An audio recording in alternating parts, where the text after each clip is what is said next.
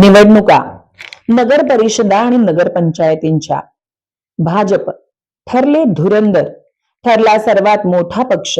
शिंदे सेना दुसऱ्या तर अजित पवार गट तिसऱ्या क्रमांकावर. काँग्रेसने कसाबसा गड राखला तर ठाकरेंचा अक्षरशः धुव्वा उडाला. होय, राज्यातील 246 नगर परिषदा व 42 नगरपंचायतींच्या निवडणुकांच्या निकालात सत्ताधारी महायुतीने विरोधी महाविकास आघाडीचा अक्षरशः धुव्वा उडवला.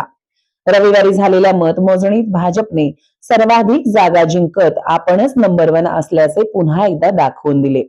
त्या पाठोपाठ शिंदे सेनेनेही दमदार कामगिरी करत विधानसभेतील दुसऱ्या क्रमांकाची पुनरावृत्ती केली आहे, तर अजित पवार गट तिसऱ्या क्रमांकावर आहे. महाविकास आघाडीत काँग्रेस आघाडीवर आहे, मात्र शरद पवार गट आणि उद्धव सेनेची कामगिरी या निवडणुकीत अत्यंत निराशाजनक ठरली आहे. संपूर्ण निकालात त्यांचा कुठेही फारसा प्रभाव दिसला नाही. या निवडणुकीत भाजपकडून मुख्यमंत्री देवेंद्र फडणवीस यांनी प्रचाराचा धडाका लावला होता. त्या जोरावर भाजपने सर्वाधिक जागा जिंकल्या. भाजपची ही राज्यातील आतापर्यंतच्या नगर परिषद निवडणुकीतील सर्वोत्तम कामगिरी आहे. शिंदेकडून उपमुख्यमंत्री एकनाथ शिंदे यांनी एकहाती प्रचाराची धुरा सांभाळत राज्यात अनेक ठिकाणी सभा घेतल्या आणि त्या गाजवल्याही. कोकणात शिंदे सेनेचे सर्वाधिक नगराध्यक्ष निवडून आले आहेत. अजित पवार यांनीही आक्रमकपणे प्रचार केला, परिणामी त्यांनाही चांगले यश मिळाले आहे. मावियाकडून मात्र कोणतेही बडे नेते आक्रमकपणे प्रचारात उतरलेले दिसले नाहीत. त्याचे प्रतिबिंब या निकालातून दिसून आले. काँग्रेसने चंद्रपूर जिल्ह्यात चांगली कामगिरी केली.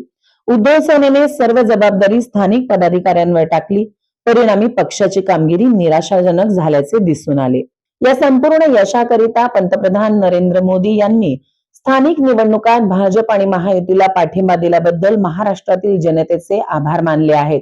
जनतेला केंद्रबिंदू मानून जो विकास सुरू आहे त्यावर मतदारांनी दर्शवलेल्या विश्वासाचे प्रतिबिंब या विजयात दिसते. विकासाच्या बाजूने महाराष्ट्र ठामपणे उभा आहे, असे मत त्यांनी यावेळी व्यक्त केले.